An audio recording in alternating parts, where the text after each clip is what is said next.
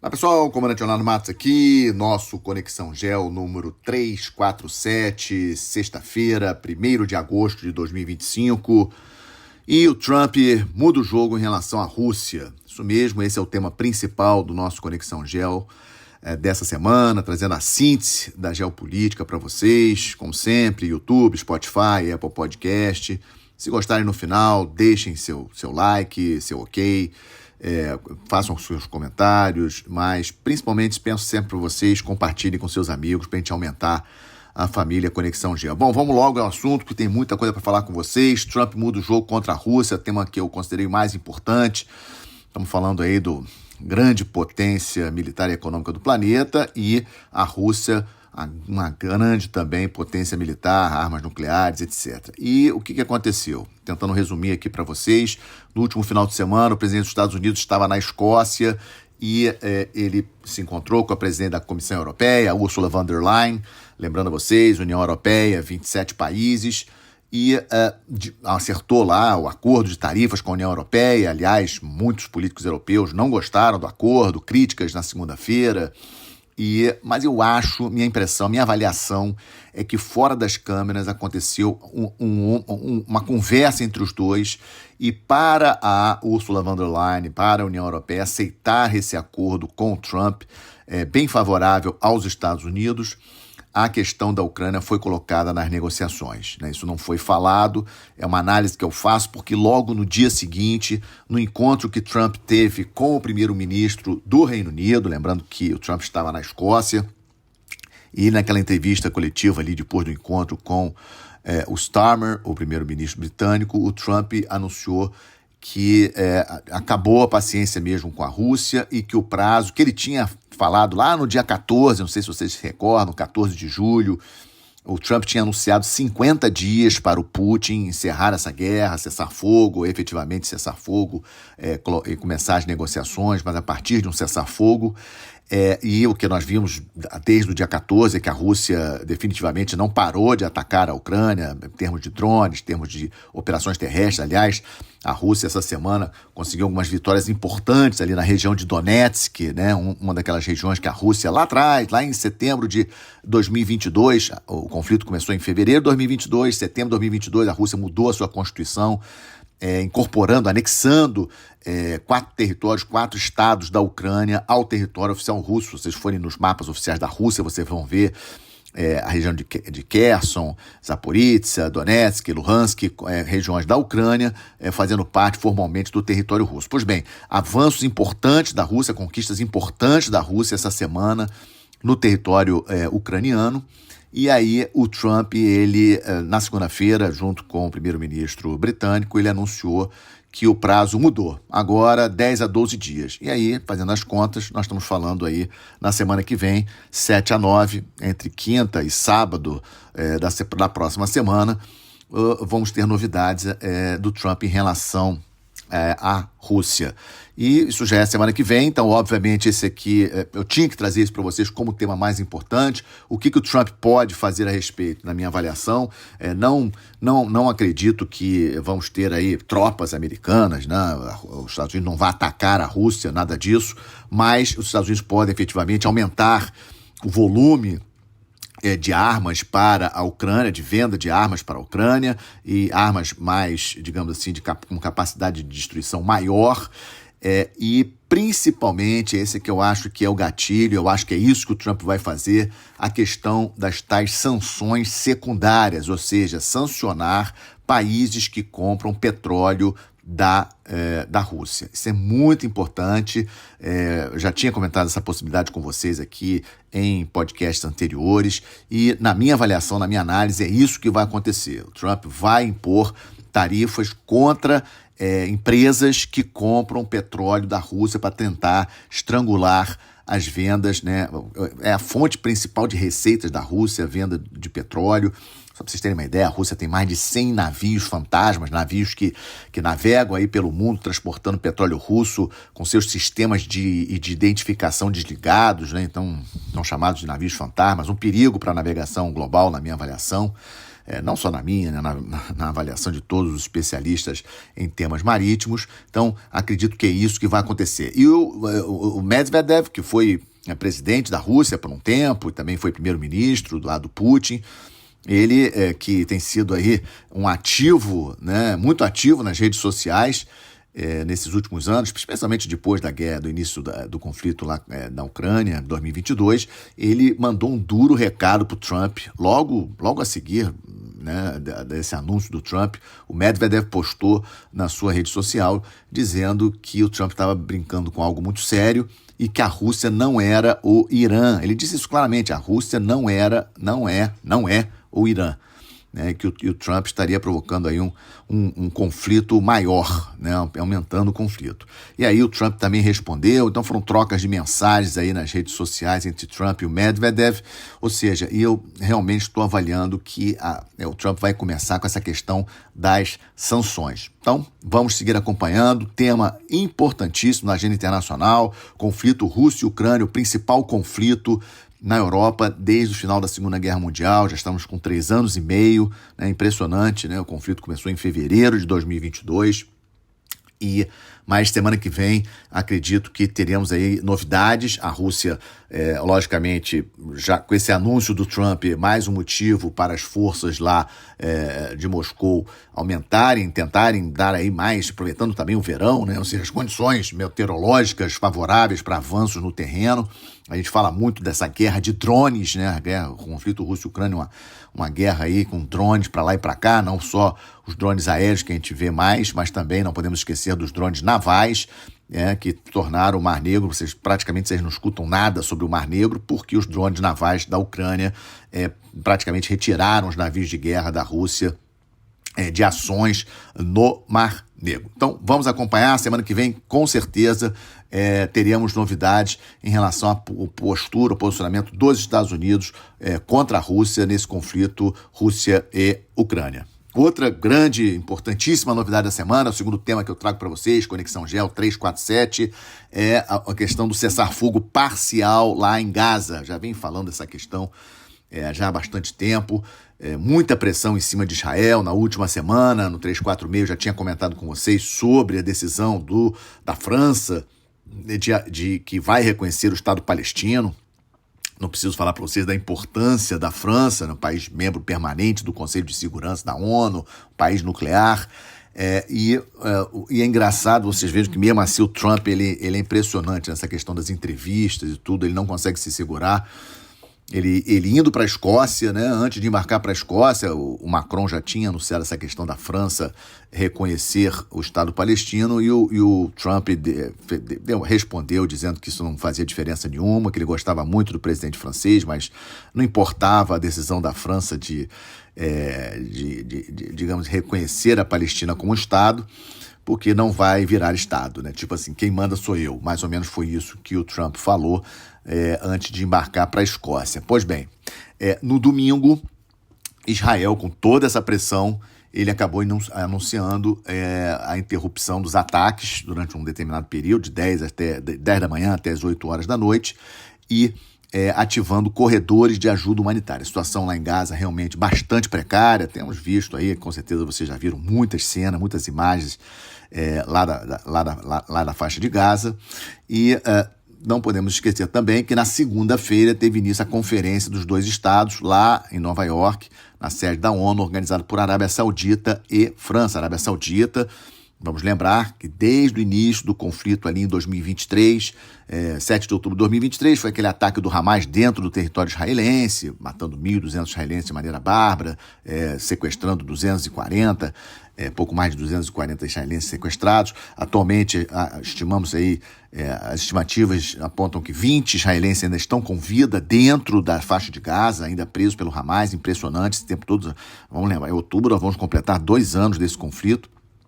E a Arábia Saudita, desde o início, falando para Israel que enquanto a questão da Palestina não estivesse resolvida, a Arábia Saudita não reconheceria politicamente Israel, ou seja, a Arábia Saudita e Israel até hoje não têm relações diplomáticas formais, não existe embaixada nos dois países, etc. E, obviamente, a Arábia Saudita hoje é um país importantíssimo no mundo árabe, e aí a Arábia Saudita organizou essa conferência essa semana junto com a França, e em função também da conferência tivemos outras novidades. Por exemplo, o primeiro-ministro do Reino Unido, na terça-feira, pressionado pelo seu parlamento, né, tem uma carta aí dos mais de 200 parlamentares britânicos para o primeiro-ministro, o Keir Starmer, pedindo a ele que o Reino Unido também reconhecesse o Estado da Palestina. E aí ele acabou anunciando na terça-feira o reconhecimento por parte do Reino Unido em setembro. Mais ou menos a mesma coisa que a França, a diferença foi só que o Starmer falou que se até lá o Israel efetivamente conseguir um cessar-fogo definitivo com o Hamas, etc., e acertar um pouco a situação ali de atenção com os palestinos na faixa de Gaza, a questões humanitárias, etc. E aí o Reino Unido poderia reavaliar se vai ou não reconhecer o Estado palestino. E na quarta-feira foi a vez do Canadá, mais um membro do G7, né? Então temos aí França, Reino Unido e Canadá também a mesma coisa, mesmo padrão aí de França e Reino Unido em termos de reconhecimento em setembro por ocasião da Assembleia Geral das Nações Unidas. Esse prazo esse reconhecimento só acontecer na Assembleia Geral digamos assim, também uma jogada para dar tempo, né, nesse mês todo de agosto, das coisas se acertarem lá em Gaza, né? Lógico que a expectativa, especialmente de Israel e dos Estados Unidos rechaçou essa decisão dos três países, lógico, depois declarações do presidente Trump contra essa decisão dos três países, declarações fortes de Netanyahu também nesse sentido, mas há uma expectativa de que Israel, com apoio de inteligência dos Estados Unidos, consiga aí neutralizar o que resta do Hamas dentro da faixa de Gaza, conseguir recuperar os reféns, e aí essa questão palestina vai estar um pouco, digamos assim, colocada de lado. A grande questão para Israel nesse momento é recuperar os reféns dentro da faixa de Gaza, os reféns que ainda estão com vida, obviamente, os corpos dos outros reféns, e resolver essa questão aí da crise humanitária também, lembrando aí que são 2 milhões de palestinos que estão dentro aí daquele território, aquela faixa de Gaza, bastante preocupante, é um tema muito importante, e para mostrar para vocês que Israel segue atuando forte ali naquela região. Ontem, quinta-feira, Israel fez vários ataques no Líbano contra posições, segundo o Ministério da Defesa de Israel, posições do Hezbollah. E o ministro da Defesa de Israel deixou claro que não vai deixar o Hezbollah voltar a ter aquela capacidade militar que ele tinha e que o Israel conseguiu neutralizar nesse praticamente quase 2 anos de conflito ali na região. E aí Israel realizou ontem fortes ataques contra posições do Hezbollah lá no Líbano. Também algo para nós acompanharmos. Então, a situação em Gaza ainda indefinida, vamos aguardar, né? Todos os dias aí temos novidades em relação a esse assunto e vou atualizar vocês sempre que tiver alguma novidade nos nossos Minuto Conexão Geo. Bom, estamos de olho na questão lá de Camboja e Tailândia. Tinha comentado com vocês no Conexão 346. Semana passada, Camboja e Tailândia, em função das questões aí de fronteira entre os dois países, são questões históricas, tem mais de 100 anos de problemas ali de reconhecimento de fronteira, né, entre Camboja e Tailândia, e tivemos aí morte de militares dos países ali, confrontos ali de fronteira entre os dois países. Isso aí aumentou a Tailândia, que tem uma capacidade militar muito maior do que o Camboja, inclusive empregando a sua força aérea. Aliás, primeiro emprego real da aeronave Gripen, que é sueca, que o Brasil também comprou e agora fabricando aqui no Brasil, essa aeronave sueca. A Tailândia comprou também aviões Gripen, e esses aviões foram empregados pela primeira vez em uma operação real contra o Camboja. E aí, no sábado para domingo, o Trump entrou na jogada, conversou com os dois primeiros ministros, a coisa acalmou, os dois primeiros ministros se encontraram na Malásia na manhã da segunda-feira e estabeleceram um cessar-fogo até o momento cumprido, e a Malásia, que é o presidente pro tempore da ASEAN, Associação dos Estados do Sudeste Asiático, a Malásia instituiu uma missão de observação para ir para a fronteira dos dois países, e vamos seguir acompanhando, né? Estamos de olho nessa situação de instabilidade, digamos assim. Era um conflito na sexta-feira da semana passada, no último Conexão Geo. Hoje, nesse 347, já é uma, digamos assim, uma é uma crise que está sendo acompanhada, né, e não mais um conflito militar como estava. Obviamente, estamos acompanhando hoje, deveremos ter aí uma chuva de notícias de como ficou a questão dessa guerra de tarifas. Hoje, 1º de agosto, o dia do início de tarifas contra vários países. A situação do Brasil, vocês já sabem, acompanharam aí ao longo da semana. Quarta-feira, o presidente Trump assinou lá a ordem executiva, confirmando as tarifas de 50% contra o Brasil, mas isentou quase 700 itens, incluindo petróleo, suco de laranja, minerais, aeronaves e peças de aeronaves e outros produtos.